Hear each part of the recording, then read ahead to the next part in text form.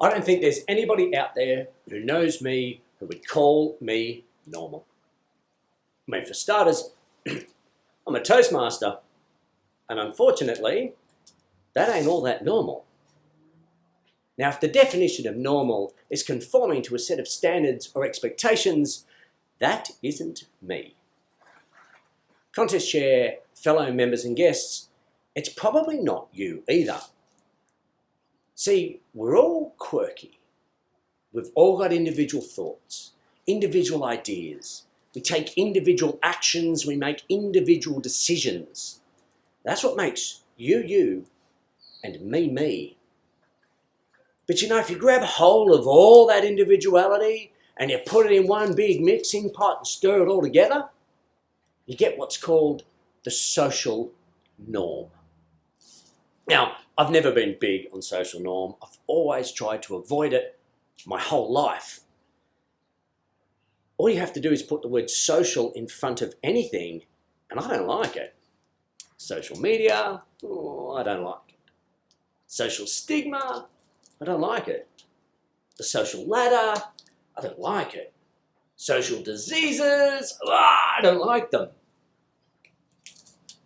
But thanks to COVID, you can't turn on the TV, switch on the radio, or if you're lucky enough, find a newspaper to read without seeing social normal, the social norm, or as we're now calling it, the new norm.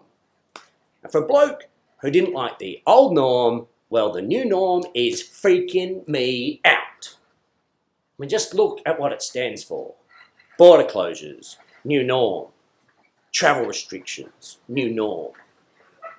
Social distancing, new norm. Lockdown, new norm. And the list goes on and on. The one I really didn't like, though, the one that upset me the most, was that normal, and it was still happening, where we get that daily number readout. Remember the peak a couple of months ago, when the people on the TV and the radio would tell us, oh, yesterday there was over 500 infections with 50 deaths.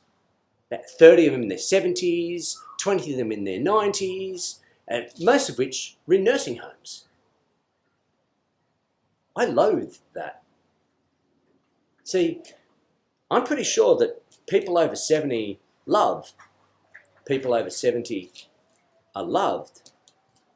People over 70 have experience and wisdom to share and give us.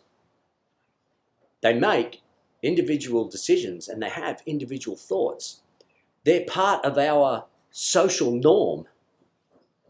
It had to be the worst case of elder abuse I've ever seen. But you know what? There is a bright side to this COVID new norm. I mean, you have a look at some of the really good points. Let me give you some examples.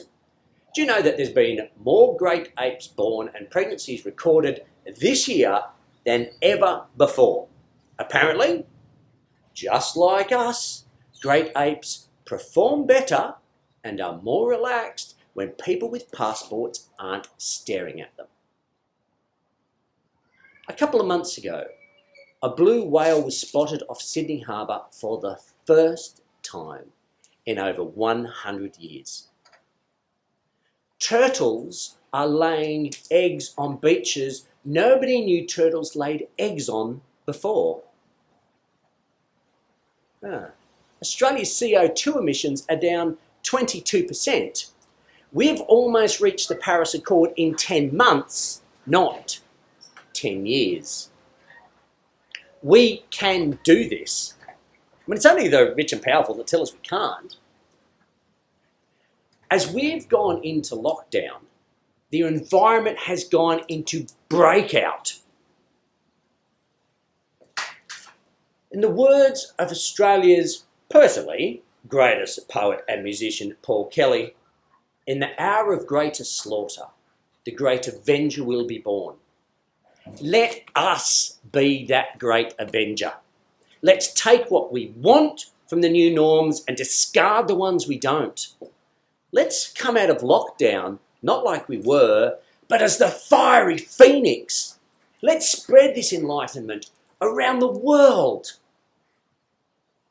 Let's take what we've got and what we know, and together, as a collective, let's build this brave new world normal. Contest chair.